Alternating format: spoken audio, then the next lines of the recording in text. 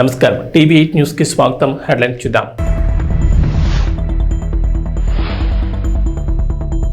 అమరావతిపై focus పెట్టిన AP ప్రభుత్వం, retired IAS అధికారి లక్ష్మికి కీలక బాధ్యతలు.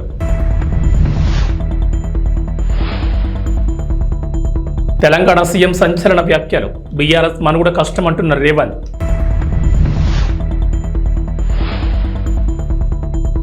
ఏపీ ప్రజలకు వాతావరణ శాఖ హెచ్చరిక, పలు జిల్లాల్లో భారీ నుంచి అతి భారీ వర్షాలు. ఆంధ్రప్రదేశ్ ప్రభుత్వం అమరావతిపై ఫోకస్ పెట్టింది. రాజధాని ప్రాంతాల్లో నిర్మాణాలను మళ్లీ మొదలుపెట్టే దిశగా అడుగులు వేస్తోంది. ఈ మేరకు సిఆర్డీఏకు కొత్త కమిషనర్ను నియమించింది. తాజాగా అమరావతికి సంబంధించి మరో కీలక నిర్ణయం తీసుకున్నారు. అమరావతి డెవలప్మెంట్ కార్పొరేషన్ చైర్పర్సన్ ఎండీగా రిటైర్డ్ ఐఏఎస్ లక్ష్మీ పార్థసారథిని నియమించింది ప్రభుత్వం. ఈ మేరకు పురపాలక శాఖ ప్రత్యేక ప్రధాన కార్యదర్శి అనిల్ కుమార్ సింఘాల్ గురువారం ఉత్తర్వులు జారీ చేశారు. లక్ష్మీ పార్థసారథి 2014-2019 మధ్యకాలంలో టీడీపీ ప్రభుత్వ హయాంలో ఏడీసీ సీఎండీగా వ్యవహరించారు. రాజధాని మాస్టర్ ప్లాన్ సహా అమరావతి అభివృద్ధిపై ఆమెకు అవగాహన ఉండడంతో ఆమెను అమరావతి డెవలప్మెంట్ కార్పొరేషన్ చైర్పర్సన్ ఎండీగా నియమించారు. అమరావతి నిర్మాణంలో లక్ష్మీ పార్థసారథి సేవలను వినియోగించుకునే దిశగా ఈ నిర్ణయం తీసుకుంది ప్రభుత్వం. ఇప్పటికే ముఖ్యమంత్రి చంద్రబాబు రాజధాని ప్రాంతాల్లో నిర్మాణాలను పరిశీలించి అధికారులకు పలు సూచనలు చేసిన సంగతి తెలిసిందే.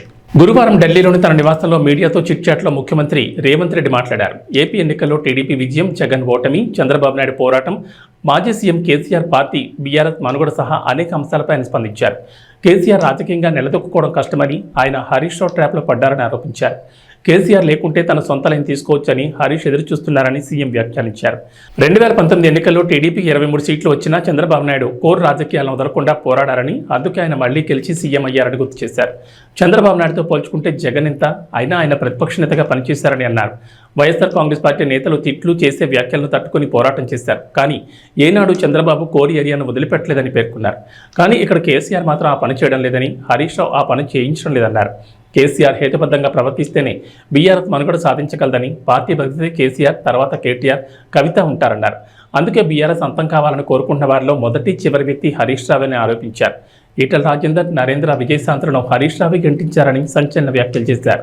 తిరుమల నుంచే ప్రక్షాళన మొదలుపెట్టింది చంద్రబాబు సర్కార్. కొత్త ఈవో నియమించింది ప్రభుత్వం. కొండపై మార్పులు చేర్పులు చేస్తోంది. తాజాగా తిరుమలకు సంబంధించి మరో కీలక నిర్ణయం తీసుకుంది ప్రభుత్వం. టీటీడీలో విజిలెన్స్ విచారణ మొదలుపెట్టింది. పలు విభాగాల్లో రాష్ట్ర స్థాయి విజిలెన్స్ అధికారులు వివరాలు సేకరించే పనిలో ఉన్నారు. విజిలెన్స్ అధికారులు ప్రధానంగా 5 అంశాలపై ఆరా తీస్తున్నారు. ప్రధానంగా టీటీడీ ఆర్జిత సేవ, వీఐపీ బ్రేక్ దర్శన టికెట్ల కేటాయింపు, టీటీడీ టెండర్లు, శ్రీవాణి సేవా టికెట్ల ద్వారా వచ్చిన నిధులు వినియోగం, గదుల పనులు, గెస్ట్ హౌస్ల కేటాయింపుపై ఫోకస్ పెట్టారు. గత ప్రభుత్వ హయాంలో వీఐపీపై దర్శనాల కోటాపైన తీవ్రస్థాయిలో విమర్శలు వచ్చాయి. కొంతమంది మంత్రులు, ఎమ్మెల్యేలు వీఐపీ టికెట్లను ఇష్టారీతిగా తీసుకున్నారనే ఆరోపణలు ఉన్నాయి. గతంలో ఎమ్మెల్యేలకు రోజుకు ఒక లేఖను అనుమతించి 6గురికి దర్శన టికెట్లు జారీ చేసేవారు. అదే ఎమ్మెల్యే స్వయంగా వస్తే మాత్రం 10 వరకు టికెట్లు ఇచ్చేవారు. కానీ గత ప్రభుత్వ హయాంలో ఒక్కో లేఖపై ఏకంగా 10 టికెట్లు ఇచ్చారనే ఆరోపణలు ఉన్నాయి. అదే మంత్రులకైతే గతంలో 10 నుంచి 15 దర్శన టికెట్లు ఇస్తే గత 5 ఏళ్లలో అడిగినన్ని ఇచ్చారనే విమర్శలు వచ్చాయి. అదే టీటీడీ పాలక మండలి సభ్యులకు రోజుకు 35 టికెట్లు కేటాయించేవారు. గత ప్రభుత్వ హయాంలో సభ్యులకు పరిమితి లేకుండా ఇచ్చారని ఆరోపణలు వచ్చాయి. రామోజీరావు జీవితం నిరంతరం ప్రవాహమని, ఆయన జీవితం గురించి అందరూ తెలుసుకోవాలని ఆంధ్రప్రదేశ్ ఉప ముఖ్యమంత్రి, జనసేన పార్టీ అధ్యక్షుడు కొణిదెల పవన్ కళ్యాణ్ అన్నారు. తాను చూసిన రామోజీరావులో చాలా ప్రత్యేకతలున్నాయని చెప్పారు. రామోజీరావు ప్రజల పక్షపాతి, ఎన్ని ఇబ్బందులు పెట్టినా జర్నలిస్టు విలువలను కాపాడారని పవన్ కళ్యాణ్ కొనియాడారు. గురువారం విజయవాడలో ఏపీ ప్రభుత్వం అధికారికంగా నిర్వహించిన రామోజీరావు సంస్మరణ సభలో పవన్ కళ్యాణ్ ప్రసంగించారు. విజయవాడ శివారు కానూరులోని అనుమోలు గార్డెన్స్లో ఏర్పాటు చేసిన ఈ సంస్మరణ సభకు ముఖ్యమంత్రి చంద్రబాబు నాయుడు, ఆయన సతీమణి భువనేశ్వరి హాజరయ్యారు. రాజమౌళి, అశ్వినీదత్, శ్యాంప్రసాద్ రెడ్డి, రాఘవేంద్రరావు, కీరవాణి, మురళీమోహన్, సురేష్ బాబు, జయసుధ, బోయపాటి శ్రీనివాస్ తదితర సినీ ప్రముఖులు, పలువురు పాత్రికేయులు, రాజకీయ ప్రముఖులు ఈ కార్యక్రమానికి హాజరయ్యారు. రామోజీ గ్రూప్ సంస్థల చైర్మన్, పద్మవిభూషణ్ అవార్డు గ్రహీత రామోజీరావుకు నివాళులర్పించారు. ఛత్తీస్గఢ్ నుంచి విద్యుత్ కొనుగోలు ఒప్పందంలో అక్రమాలు జరిగాయన్న ఆరోపణలపై తెలంగాణ సర్కార్ విచారణకు జస్టిస్ ఎన్ నరసింహారెడ్డి కమిషన్ ఏర్పాటు చేసిన విషయం తెలిసిందే. ఈ కమిషన్ విచారణ కొనసాగుతుండగా మాజీ ముఖ్యమంత్రి, బీఆర్ఎస్ అధినేత కె చంద్రశేఖరరావుకు నోటీసులు జారీ చేసింది. విచారణకు మాజీ సీఎం గడువు కోరగా అందుకు కమిషన్ అంగీకరించింది. అయితే జస్టిస్ నరసింహారెడ్డి కమిషన్కు వ్యతిరేకంగా మాజీ సీఎం కేసీఆర్ హైకోర్టులో పిటిషన్ దాఖలు చేశారు. తాజాగా ఈ పిటిషన్ విచారణకు హైకోర్టు అంగీకరించింది. రిజిస్ట్రీ అభ్యంతరాలను తోసిపుచ్చిన ప్రధాన న్యాయమూర్తి justice Alok Aradhe, justice J Anil కుమార్ల ధర్మాసనం నంబర్ కేటాయించాలని ఆదేశాలు జారీ చేసింది. ఈ పిటిషన్పై శుక్రవారం విచారణ చేపడతామని స్పష్టం చేసింది. కేసీఆర్ తరపున వాదనలు వినిపించిన సీనియర్ లాయర్ ఆదిత్య సోంధి రాజకీయ కక్ష సాధింపు చర్యల్లో భాగంగానే కమిషన్ ఏర్పాటు చేశారని అన్నారు. ఈ సందర్భంగా ధర్మాసనం స్పందిస్తూ విచారణ చేపడితే ఏమవుతుందని ప్రశ్నించింది. కమిషన్ తన నివేదికను శాసనసభకే సమర్పిస్తుంది కదా, ఇందులో ఇబ్బంది ఏముందని నిలదీసింది. కానీ కమిషన్ ఏర్పాటుపైన అభ్యంతరాలున్నాయని కేసీఆర్ తరపున లాయర్ వివరించారు. తమ అభ్యంతరాలను పరిగణలోకి తీసుకోలేదని ఆయన ఆరోపించారు. తెలంగాణలో నిరుద్యోగులే కథానాయకులై రేవంత్ రెడ్డి సర్కార్పై తిరగబడే రోజు వస్తుందని బీఆర్ఎస్ వర్కింగ్ ప్రెసిడెంట్ కేటీఆర్ తెలిపారు. నిరుద్యోగులకు మద్దతుగా ప్రధాన ప్రతిపక్షంగా ఉన్న బీఆర్ఎస్ పార్టీ కథం తొక్కుతుందని స్పష్టం చేశారు. గ్రూప్స్కు ప్రిపేర్ అవుతున్న నిరుద్యోగ అభ్యర్థులు హైదరాబాద్లోని కేటీఆర్ నివాసానికి వెళ్లి ఆయన కలిశారు. తమ సమస్యలను కేటీఆర్తో పంచుకున్నారు. నిరుద్యోగుల సమస్యలను విన్న కేటీఆర్ ప్రభుత్వం చేసే పోరాటానికి బీఆర్ఎస్ పార్టీ అండగా ఉంటుందని హామీ ఇచ్చారు. ఈ సందర్భంగా మాట్లాడిన కేటీఆర్ జాబ్ క్యాలెండర్ విడుదల చేస్తామని, అసెంబ్లీ ఎన్నికల సందర్భంగా కాంగ్రెస్ పార్టీ ప్రచారం చేసిందని, ఇచ్చిన హామీ మేరకు జాబ్ క్యాలెండర్ విడుదల చేయాలని డిమాండ్ చేశారు. కాంగ్రెస్ ప్రభుత్వం ఎన్నో హామీలు ఇచ్చినా ఒక్కదాన్ని కూడా అమలు చేయడం లేదని నిరుద్యోగులు చెప్పినట్లు కేసీఆర్ పేర్కొన్నారు. జాబ్ క్యాలెండర్ విడుదల చేస్తామని కాంగ్రెస్ పార్టీ ప్రచారం చేసిందని, కాంగ్రెస్ ఇచ్చిన హామీలు నేటిముట్లయ్యాయని మండిపడ్డారు. గ్రూప్ 2లో 2000 ఉద్యోగాలు పెంచుతామని రేవంత్ రెడ్డి హామీ ఇచ్చినట్లు గుర్తు చేసిన కేటీఆర్ ఇంతవరకు ఒక్క ఉద్యోగం కూడా పెంచలేదని దుయ్యబట్టారు. మెగా డిఎస్సీ అని చెప్పి దగా డిఎస్సీ చేశారన్నారు. గ్రూప్ 1 ఉద్యోగాల భర్తీ ప్రక్రియలో భాగంగా మెయిన్స్ పరీక్షకు 1:100 నిష్పత్తిలో అభ్యర్థులను ఎంపిక చేయాలని విపక్షంలో ఉన్నప్పుడు భట్టి విక్రమార్క డిమాండ్ చేశారని గుర్తు చేసిన కేటీఆర్ ఆనాడు ఆయన డిమాండ్ చేసిన మాటను ఇప్పుడు నిలుపుకోవాలన్నారు. గ్రూప్స్ పరీక్షల కోసం ప్రిపేర్ అవ్వడానికి అభ్యర్థులకు సమయం దొరికేలా పరీక్షలు నిర్వహించాలన్నారు. నిరుద్యోగులకు మద్దతుగా బీఆర్ఎస్ పార్టీ పోరాటం చేస్తుందని, వారితో కలిసి కథం తొక్కుతామని కేటీఆర్ చెప్పుకొచ్చారు. సీజనల్ వ్యాధులను దృష్టిలో పెట్టుకుని గజ్వేల్ ప్రజ్ఞాపూర్ మున్సిపాలిటీ పరిధిలో 18వ వార్డులో భారత్నగర్ కాలనీలో డ్రై డే కార్యక్రమంలో భాగంగా వ్యక్తిగత శుభ్రతతో పాటు పరిసరాల పరిశుభ్రతపై దోమల వల్ల వచ్చే వ్యాధుల పట్ల అవగాహన కల్పించైంది. దోమల నివారణకు డెమోఫాస్ మందును మురికి కాలువల్లో పిచికారీ చేయడం జరిగింది. ఈ కార్యక్రమంలో Gajwel Pragnapur municipal chairman NC Rajamani Gupta పాల్గొని మాట్లాడుతూ ప్రతిరోజు అన్నం తినే ముందు చేతులను శుభ్రంగా కడుక్కోవాలని, మనం ఏ వస్తువునైనా ముట్టుకుని వచ్చిన తర్వాత చేతులను శుభ్రంగా కడుక్కోవాలని, ప్రతి ఒక్కరూ వ్యక్తిగత పరిశుభ్రతను పాటించాలని, ఇంటిని ఎంత శుభ్రంగా ఉంచుకుంటామో ఇంటి పరిసరాలను కూడా అంతే శుభ్రంగా ఉంచుకోవాలని, మురుగునీటి గుంటలు లేకుండా జాగ్రత్తలు తీసుకోవాలని, దోమల వలన malaria, dengue, chikungunya, filaria, malaria అనేక రకమైన సీజనల్ వ్యాధులు ప్రాణహాని సంభవిస్తాయని, తగిన జాగ్రత్తలు తీసుకుని దోమను తరిమొట్టడానికి ఓడోమాస్ గుడ్ నైట్ దోమతెరలు వాడుకోవాలని, ఇంటి సమీపంలో కొబ్బరి చిప్పలు, టైర్లు, ఎయిర్ కూలర్స్లోని నీళ్లు ఎప్పటికప్పుడు శుభ్రం చేసుకోవాలని, జ్వరం, దద్దుర్లు, వాంతులు, విరేచనాలు, డీహైడ్రేషన్, కాళ్ళు చేతులు లాగడం, బగతగా చెమటలు పట్టడం లాంటివి వస్తే వెంటనే గుర్తించి డాక్టర్లను సంప్రదించాలని సూచించారు. ఈ కార్యక్రమంలో సిద్దిపేట జిల్లా ఐవీఎఫ్ యూత్ అధ్యక్షుడు NC Santosh Gupta, Gajwel sub unit officer B Srinivas Kumar, health assistant Devasani, Vasudev, Dharanikota, Nagaraju, N Ramesh, field worker, Asha వర్కర్లు సంతోష, బి స్వప్న తదితరులు పాల్గొన్నారు. ప్రజ్ఞాపూర్ మున్సిపాలిటీ ప్రజలందరికీ నమస్కారం. ప్రస్తుతము వర్షాకాలం ఉంది కాబట్టి మన వైద్య ఆరోగ్య శాఖ వారు అలాగే మన మున్సిపల్ సిబ్బంది కూడా ఎప్పటికప్పుడు పట్టణాన్ని పరిశుభ్రంగా ఉంచడానికి, ఆరోగ్య పట్టణంగా ఉంచడానికి అన్ని చర్యలు తీసుకుంటున్నాం. అందులో భాగంగానే వైద్య ఆరోగ్య శాఖ వారు ప్రతి వార్డులో కూడా డెమోఫాస్ పిచికారు చేయడం, ఎక్కడైతే మురికి కాలువల్లో మురికి నీళ్ళు ఉంటున్నాయో అలాగే గుంటలలో కూడా నీళ్ళు ఉంటున్నాయో డ్రై డేగా పాటిస్తూ ఈరోజు ప్రతి వార్డులో కూడా ఈ మందును, ఈ ద్రావణాన్ని పిచికారు చేయడం జరుగుతుంది. తద్వారా దోమలు పుట్టకుండా, లార్వా పుట్టకుండా కఠినమైన చర్యలు తీసుకోవడానికి ఇది ఎంతో దోహదపడుతుంది. కాబట్టి ప్రజా ఆరోగ్య దృష్ట్యా ఇది అత్యవసరం. ఎందుకంటే ఈ యొక్క వర్షాకాలంలో అంటువ్యాధులు ప్రబలుతాయి కాబట్టి, ముఖ్యంగా మలేరియా, డెంగ్యూ మొదలగు వ్యాధులు ప్రబలకుండా డయేరియా కూడా చాలా ప్రాణాంతకం.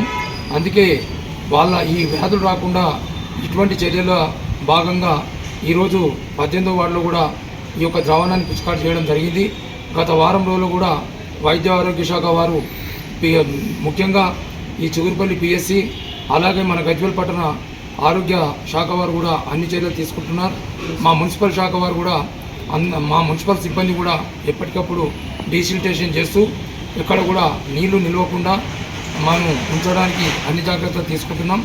దీనికి పట్టణ ప్రజలు కూడా దయచేసి మీరు ఈ మురికి కాలువలో కానీ మన బహిరంగ ప్రదేశాల్లో కానీ ప్లాస్టిక్ చెత్త చెదరం వేయకుండా మాతో సహకరించవలసిందిగా కోరుతున్నాను. ఈ యొక్క ద్రావణ పిచికారీ కార్యక్రమంలో వాసు గారు అలాగే శ్రీ నాగరాజు గారు వారి సిబ్బంది పాల్గొన్నారు. వారి ధన్యవాదాలు తెలియజేస్తూ పట్టణ ప్రజలందరూ కూడా సహకరించి గజ్వేల్ ప్రజ్ఞాపూర్ మున్సిపాలిటీని ఆరోగ్య పట్టణంగా హరిత పట్టణంగా ఉంచాలని విజ్ఞప్తి చేస్తున్నాను. మున్సిపల్ కౌన్సిలర్లు మున్సిపల్ సిబ్బంది ఎమ్మెల్యే గుమ్మనూరు జయరాంను కౌన్సిల్ సభ్యులు ఘనంగా సన్మానించారు. ఈ సందర్భంగా ఎమ్మెల్యే మాట్లాడుతూ తాను మధ్యతరగతి కుటుంబంలో పెరిగానని, వరుసగా 3 సార్లు ఎమ్మెల్యేగా గెలిచి మంత్రిగా కూడా అయ్యానని, పేదల కష్టాలు తెలుసుకునని, రోడ్డు పక్కన తోపుడు బండ్లు పెట్టుకునేవారు మరియు చిరు వ్యాపారులు రోజంతా ఎండనక వాననక కష్టపడితే 100-200 వస్తుంది. ఆ వచ్చిన దాంట్లో కూడా 30 నుంచి 50 రూపాయల వరకు సుంకం వసూలు చేస్తే వారు బతికేది కష్టమవుతుందని, చిరు వ్యాపారస్తుల నుంచి సుంకం వసూలు చేయకూడదని తీర్మానం చేస్తున్నారని కౌన్సిల్ సమావేశంలో తీర్మానించారు. ఈ తీర్మానాన్ని కౌన్సిల్ సభ్యులు కూడా ఆమోదించారు. మన మున్సిపాలిటీకి సంబంధించిన ఏదైనా ఇప్పుడు నోట్బుక్ మనకు కూడా ఏమైనా వచ్చిందా? మనం కూడా దాంట్లో మనకు ఉందే టౌన్ ప్లానింగ్ లో సరే. అక్కడ దాదాపుగా జాకెట్ లెక్క దాదాపు ఒక్కొక్క పర్సన్ కి 50 సెంట్లు 100 సెంట్లు అనేటివి వారు సొంత జాకెట్ లెక్క పంచుకోవడం జరిగింది. నా దృష్టికి వచ్చింది. ఖచ్చితంగా మీరందరూ అది ఎవరిని మీరు కన్సల్ట్ చేపిస్తారా? ఆడియో కన్సల్ట్ తీసుకొని ఎక్కడెక్కడ ఏదో బినామీలు ఎవరున్నారో మొత్తం అంతా తీసేసి నిరుపేదలు ఎవరున్నారో 1.5 సెంటు ప్రకారం ప్రతి నిరుపేదకి అదే మార్గంగా చేయాలని చెప్పేసి నేను అవన్నీ కూడా ఖాళీ చేయించి ఎవరైనా ముందుకు వస్తే వాళ్ళకి ఏదైనా పట్టాలి. ఇప్పుడు వచ్చారా? మొన్న 19 నుంచి 24లో వచ్చిన పట్టాలా, లేదంటే గత వైఎస్ ఇందుకు ముందు ఉన్న ప్రభుత్వం ఇచ్చిన పట్టాలా, అన్ని వెరిఫికేషన్ చేసి ఏది మంచిది ఏది న్యాయం అనేది అది జాగ్రత్త కాదు, ప్రజలు మన మనసు ఉంటుంది. కాబట్టి నిరుపేదలు ఎవరైనా ఉంటే వాళ్ళకి ఒక్కొక్కరికి ఒక 1.5 సెంటుగా మనము ఇవ్వాలని చెప్పేసి నేను కోరుకుంటున్నాను.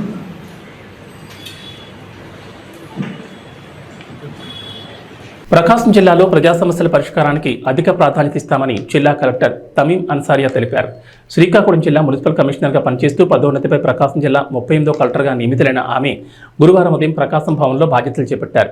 ఈ సందర్భంగా మాట్లాడుతూ జిల్లాలో అభివృద్ధి పనులు, ముఖ్యంగా వెలుగొండ ప్రాజెక్టు పనులపై ప్రత్యేక దృష్టి పెడతానని, త్రాగునీటి మరియు ఇతర సమస్యలపై క్షేత్రస్థాయిలో పర్యటనల ద్వారా తెలుసుకుని పరిష్కరించగలిగినవి పరిష్కరిస్తూ మిగతావి ప్రభుత్వం దృష్టికి తీసుకెళ్తానని తెలిపారు. ఈ సందర్భంగా జిల్లా కలెక్టర్కు జాయింట్ కలెక్టర్ గోపాలకృష్ణ, ఎస్పీ గారుడు Sumit Sunil, Markapuram sub collector Rahul Meena, Ongole Kanigiri RDO GV Subbareddy, John Irwin మరియు వివిధ శాఖల అధికారులు పుష్పగుచ్చం ఇచ్చి శుభాకాంక్షలు తెలిపారు.